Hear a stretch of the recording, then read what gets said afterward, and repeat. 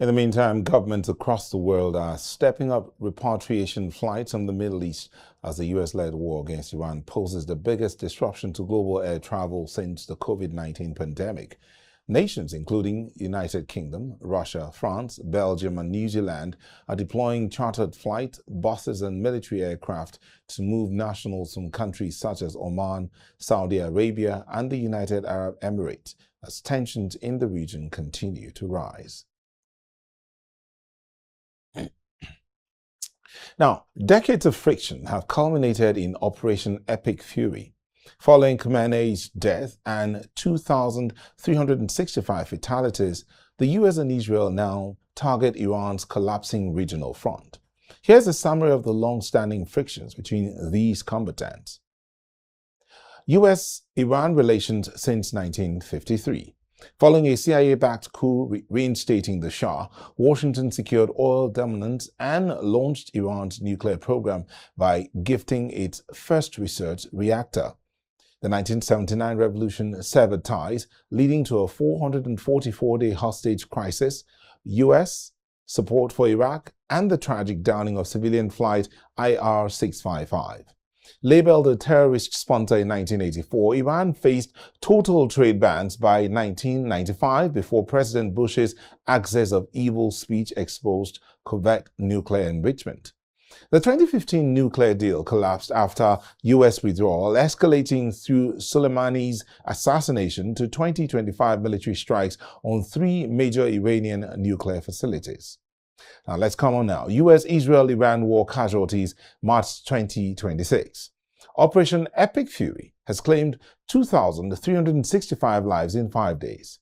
Iran suffered 2,347 deaths, including Supreme Leader Khamenei, while coalition losses remain minimal at 18 total fatalities. But the major conflicts in the Middle East, U.S.-Israel, decades of war saw over 44,000 Arab fatalities. Israel secured independence and captured the West Bank, Gaza, and Golan Heights before the 1978 peace accords. Israeli incursions against the PLO and Hezbollah resulted in over 18,000 deaths, leading to the PLO's expulsion and a fragile southern Lebanese buffer zone. U.S.-led operations decimated Iraq's military and toppled Saddam Hussein. These conflicts caused over 250,000 Iraqi deaths while securing Kuwaiti liberation and regional regime change. But Operation Epic Fury has killed over 1,000 Iranians and 70 Lebanese. Devastating strikes target Iranian leadership and proxy infrastructure across the collapsing regional front. But we're going to look into these situation in the Middle East with a foreign policy analyst who's joining us virtually, Bolu Michael-Biyi. He joins us from Manzini in Eswatini. Bolu, thank you for joining us. Thank you for having me. Generally speaking, what would you say is the situation right now? I mean, looking at the breakdown that we've seen here, it's as though it's been a build-up from the 50s up till now. But one would wonder, is there no point of settlement?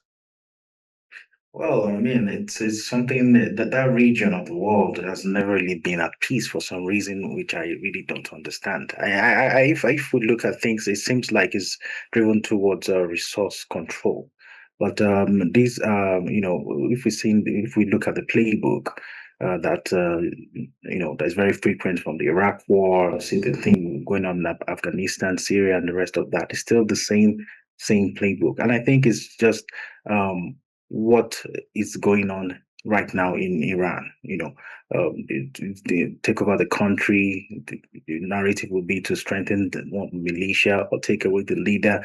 I mean, even looking at down to North Africa, you see the deposing Libya. If you look at these countries, they are countries that have immense resources, especially oil.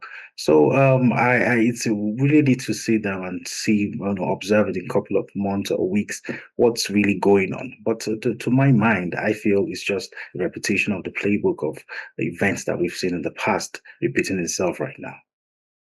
Right now, yes, there's been a few days of bombardment here and there, even though the US has described this as a demonstration of superior air power. But then the Congress, US Congress, is saying something about the power of the purse over this conflict is not being given to the government. So how would that affect what's going on right now?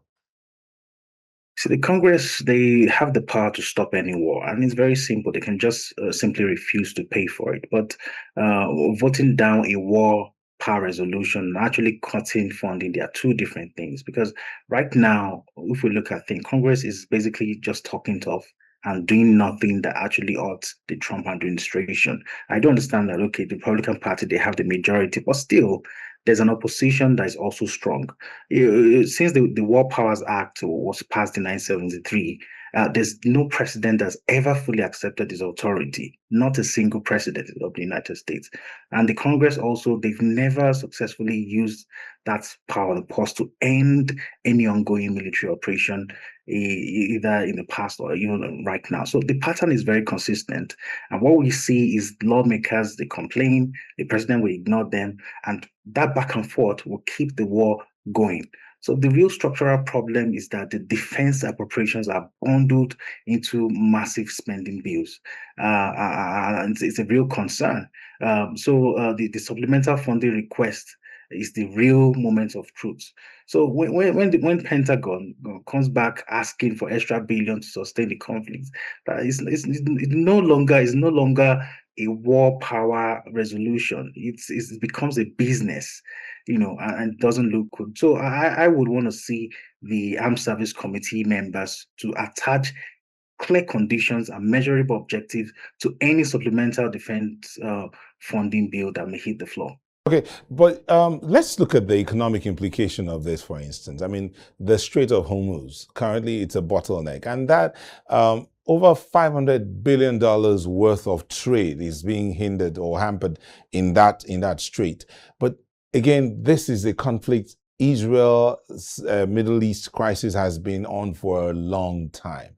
But some will say this is the worst in the sense that over $500 billion worth of trade is being hampered. What can be done to prevent a total global economic collapse? Oh, wow, that's a very good question. You see, even right now, we are feeling the impacts of practically every country. Nigeria, for example, we've seen an increase in the palm price within just a couple of hours or even days, because that Strait of Hormuz is very important and is controlled by Iran. I also feel it's part of the playbook. Everything seems to me like business. The war is only is lucrative when there's a collapse or there's a collapse of the economic system, and there's an increase in the oil prices and all that. They make more money from it. You see, that trade is important because 20% of Wall Street traded oil passes through that Strait of Hormuz, and the narrowest part is just about 34 kilometers. So you see, it's quite big. So there's no real replacement of that route in terms of volume of oil.